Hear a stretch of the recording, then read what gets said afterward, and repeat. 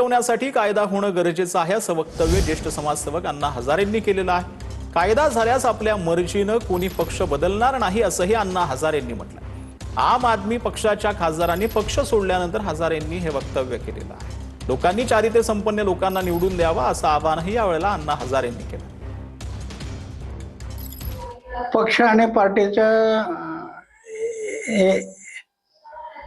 टिकण्यासाठी पक्ष आणि पार्टी एकत्र राहण्यासाठी त्यांच्यामध्ये कायदा होणं गरजेचं आहे। कायदा की आपल्या मर्जीप्रमाणे कोणीही पक्ष बदलणार नाही।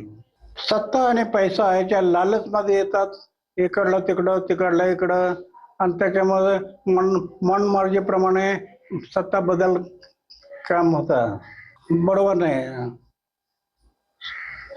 एक तर पक्ष आणि पार्टीचं नाव कुठंच नाही। तर रिक्षा टॅक्सी चालकांना मराठी सक्तीच्या निर्णयानंतर पनवेलमध्ये मनसेकडून मराठीचा प्रचार करण्यात आला। मनसे कार्यकर्त्यांनी रिक्षावर मी मराठी बोलतो अशा आशयाचे पोस्टर लावले। मी मराठी बोलतो, मला मराठी समजतं, या माझ्या रिक्षात बसा असा पोस्टरद्वारे संदेश देण्यात येतो। मराठीवरून राजकारण तापलेलं असताना मनसेकडून मराठी भाषेबाबत जागरूकता वाढवण्याचा प्रयत्न केला असा।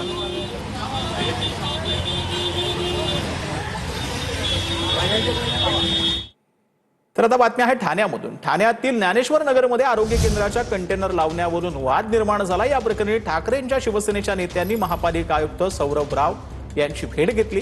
आरोग्य कंटेनर योग्य जागी ठेवण्याची मागणी त्यांनी पालिका आयुक्तांकडे केली। जिल्हा प्रमुख केदार दिघे आणि नगरसेवक शहाजी खुसपे हे कंटेनर विरोधात आक्रमक झाल्याचं दिसून आलं। तर अॅनालॉग पनीर विक्रीवरील बंदीच्या महाराष्ट्र सरकारच्या आदेशाचं केंद्र शासनाकडून अंमलबजावणीचे आदेश देण्यात आले। भाजपा आमदार विक्रमसिंह पाचपुते यांची ही माहिती आहे। आज संपूर्ण देशामध्ये एक अध्यादेश काढलाय, ज्याच्यानुसार संपूर्ण देशामध्ये जेवढे विक्रेते आहेत, जे रेस्टॉरंट्स आहेत, जे फास्ट फूड जॉईंट्स आहेत किंवा छोट्या मोठ्या आस्थापना असतील, अशांना आता हितनं पुढे अॅनालॉग चीज वापरता येणार नाही की अॅनालॉग चीज पनीर म्हणून विकता येणार नाही। आणि जे आस्थापना असे फॉलो करणार नाहीत हे नियम, त्यांच्यावरती कडक कारवाई ही फक्त राज्यातच नव्हे तर संपूर्ण देशामध्ये होणार आहे। त्यामुळे हा एक नक्कीच आपल्या सगळ्या ग्राहकांचा विजय आहे। तर एमडी ड्रग्ज विक्रीसाठी आलेल्या दोघांना सोलापूर पोलिसांकडून अटक करण्यात आली। सोलापूर पोलिसांनी सिने स्टाईल पाठलाग करत ही कारवाई केलेली आहे। विजापूर वेस्ट चौकामध्ये पोलिसांना पाहताच आरोपींनी गाडी वेगानं पळवली।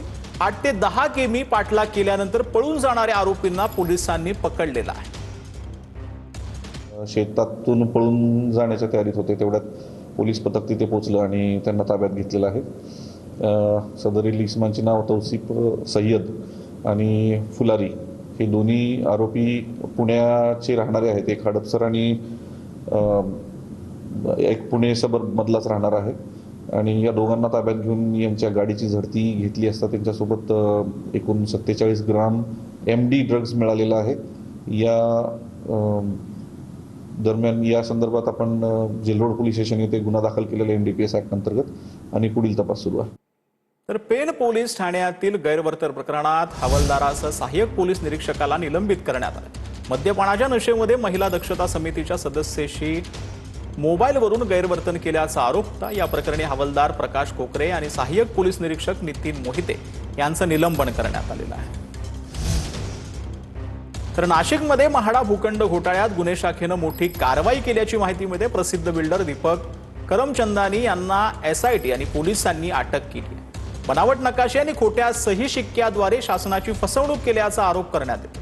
तब्बल 4000 चौरस मीटर भूखंडाचे नियम टाळून तुकडे केल्याचा आरोप त्यांच्यावरती करण्यात आलेला आहे। तर मुंबईच्या माटुंग्यामध्ये परप्रांतीय सुपरवायझरनं मराठी कामगाराला अपशब्द वापरल्यानं मोठा वाद निर्माण झालाय। थकलेला पगार मागितला असा आईवरून अश्लील शिवीगाळ करण्यात आल्याचा देखील आरोप आहे। मनसेकडून परप्रांतीय सुपरवायझर तुलसी पांडे विरोधात आक्रमक भूमिका घेण्यात आली।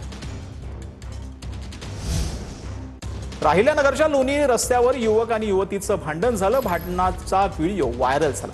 शिव्या देण्याच्या कारणावरून भांडण झाल्याची माहिती आहे। छेड आणि मारहाणीचा प्रयत्न केल्याप्रकरणी तरुणावर विनयभंगाचा गुन्हा दाखल करण्यात आलेला आहे।